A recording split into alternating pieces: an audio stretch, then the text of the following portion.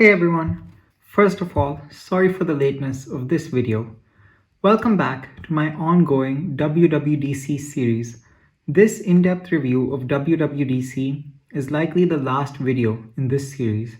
In my previous video, I took a deep dive into macOS 12, named Monterey, and iOS 15. Today, I'll cover the other WWDC announcements, starting with iPadOS. Let's get right into it. Prior to WWDC, there had been a lot of rumors about a major redesign for iPad software. This is because since iOS 11, there's been a tick-tock cycle with major iPad and iPhone updates. iOS 11 completely redesigned iPad multitasking, bringing features such as the new dock and drag and drop, but at the cost of the two-column iPad design introduced in iOS 10, which remains one of my favorites. iOS 12 then focused on bug fixes and improving speed, especially making older iPhones such as the 5S and the 6 run faster. iOS 13 was once again an iPad year, with iPadOS being introduced, along with a new home screen and other changes to iPads and making them more capable than ever before. iOS 14 was then a major iPhone upgrade, introducing widgets and the app library, while iPadOS 14 only had minimal changes and built upon the foundations of iPadOS 13. In that sense, iPadOS 15 has been a surprise, and not necessarily in a good way. To be clear, there are a lot of changes, and the update continues the quality of life theme seen in the other updates from part 1 of my WWDC series. This is not a bad thing, and it'll make daily usage of all these devices even better. However, users had high expectations for this year because it would have been an iPad tick year, and also because the introduction of the M1 chip, 8GB of RAM, and even 16GB of RAM on iPad Pros seemed to be a signal that big things were coming to the iPad. The initial iPadOS 15 reaction was therefore more negative than other announcements, but I believe that this is due to a mix of inflated expectations and updates that, while big, did not go in the direction that many people had hoped they would. Right from the start, though, we see that there are pretty big changes. The iPad home screen grid has changed. Unlike the iPadOS 13 and 14 6x5 grid with up to 30 apps, along with widgets on the left side of the screen, we now have a 6x4 grid with the ability to place widgets anywhere. Across all these updates, the dock remains in the same spot, however. This leads to comical margins in portrait mode especially, and on bigger iPad models, and I can't honestly understand who at Apple thought this would be a good idea. Don't get me wrong, I think widgets on the home screen will be useful, and the Files widget with folders will be especially useful for pro users who can use it to simulate a desktop. But honestly, the 30 app icons and 3 medium widgets on iPadOS 14 on my old and relatively small Air 2 fit perfectly. Icons were the right size, and the spacing between them was good in both landscape and portrait mode. It may have been a bit small on the iPad minis, but iPadOS 13 and 14 had an option to go back to the older 5x4 grid which was seen in iOS 12 and earlier. This has also been removed, unfortunately, and so personally, I'm disappointed. I like having widgets anywhere on the home screen, and I like the new larger iPad widget size, but I detest this home screen grid. A better solution, perhaps, would have been to make the widgets on the left side static, and let swiping to other pages also lead to this compressed 6x5 grid so that widgets would be visible on all home screens, but maybe that's just me. The other big home screen change is the addition of the app library on iPadOS. There are two ways to access this: by swiping right after the last home screen, or by tapping on the new dock icon, kind of like the launchpad icon on macOS. If you prefer the older dock, you can disable the app library dock icon in settings, but you cannot disable the right swipe action for the app library. Another iOS 14 feature that's been copied to iPads this year is the ability to hide home screen pages. New to both iPhones and iPads is the ability to reorder home screen pages with this new UI, and it's a change that I appreciate. After the home screen, there are three big changes that have come to iPads. I covered the redesigned Safari in part 1 of this video series, and the same UI, along with the same support for extensions, has been copied over to iPads. This is a big change and will definitely be appreciated by iPad power users because extensions like Momentum and Grammarly have the potential to vastly improve your Safari experience, and features like tab groups will greatly help with productivity, especially if you have 6, 8, or even 16 GB of RAM. The second big change is with multitasking. If you've interacted with iPadOS 15 already, you might have noticed three dots on the top of your screen.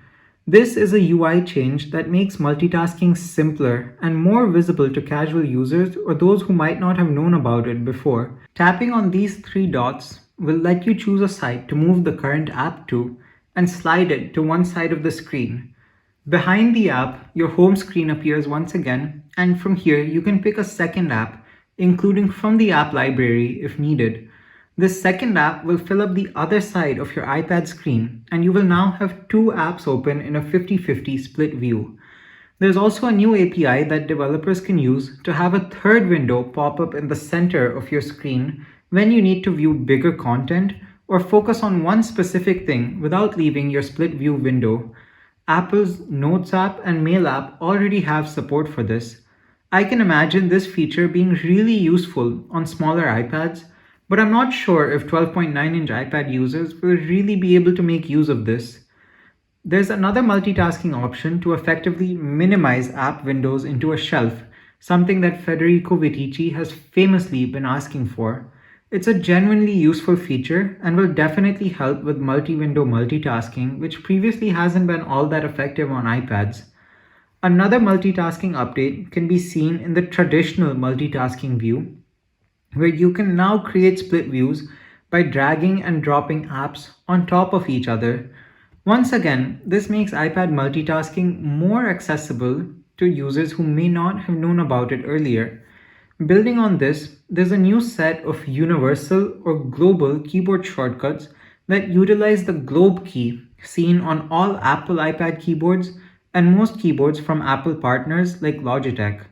Unlike the Mac, where all of the shortcuts utilize the command key on iPads is now limited to app-specific shortcuts, while the globe key is used for global or system-wide shortcuts, like going back to the home page. Personally, I'm not a fan of this because many third-party keyboards do not have the globe key, and also because it creates a discontinuity with the Mac, and users of both devices will now have to learn two different sets of keyboard shortcuts. Some shortcuts that work on the Mac, or maybe with a third-party keyboard for the Mac, or even Apple's own Magic Keyboard, will not work with the iPad now, and it's a significant change from all prior iOS and iPadOS versions, and one that personally I do not like. Undoubtedly, there's more to cover in iPadOS because it really is a big under-the-hood update. However, I haven't been able to test it myself because I don't want the beta affecting my older iPad, and so there aren't many unique features that I can share with you guys. And this has stretched out quite a bit. I think we're nearly at 10 minutes. And so without further ado, let's move on to watchOS. watchOS 8 appears to be a small, incremental update on the surface, but I believe it lays the foundations for something much, much bigger. Like iOS 14 from last year, there's no change to the compatibility list, and this makes sense because the oldest watch to support watchOS 7, the Series 3, is still available brand new for sale from Apple. Tangentially, this appears to be similar to the iPad mini Force situation, and if iPadOS updates are anything to go by, the Series 3 will continue to have software support for another 2 years or so, hopefully 3 or maybe even 4. Now, on to the features themselves. There's a new Portraits watch face, and a GMT watch face was leaked at WWDC through a video. Like last year, we can probably expect even more watch faces to come with the announcement of the new Apple Watch later this fall. Users of the Series 3 watch can once again expect only 1 or 2 new watch faces, which I'll be mentioning in a bit. And the focus feature is also coming to watchOS furthering its integration with the iPhone and your other Apple devices.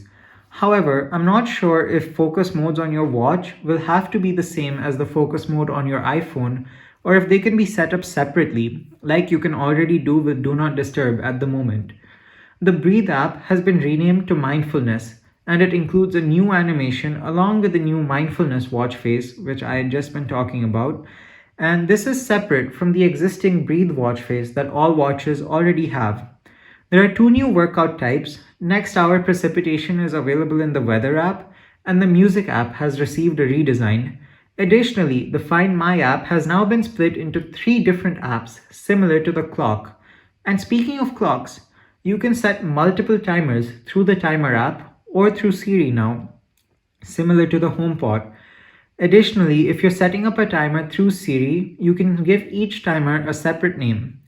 Unfortunately, the iPhone and iPad can still only set one timer, and the Mac, for all its M1 power, still lacks a clock app either from Apple or through a third party in the App Store. The Photos app also gets a big update in terms of UI and functionality, and the new Portraits watch face adds a lot of personality to your watch. Throughout the system, you can now dictate, scribble, and even add emojis to whatever text you're typing through the same keyboard view. In iMessage, you can now add GIFs directly from your watch also. And you can share photos from within the Photos app or through the iMessage and Mail apps. This, to me, is a really big change. Individually, however, I wouldn't say that there's any single feature that I would call groundbreaking. However, taken all together, I think it's clear that Apple has given us pieces of the Apple Watch's future. They didn't say it explicitly, but this is a very big social update, and this is big news.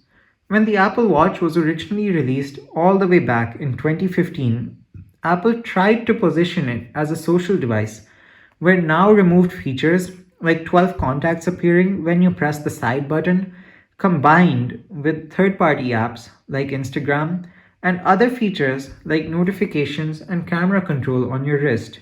But many of these features failed, were not popular, or simply got removed. For example, pressing the side button now opens a dock that's reminiscent of a multitasking view and is more suited for productivity than social interactions.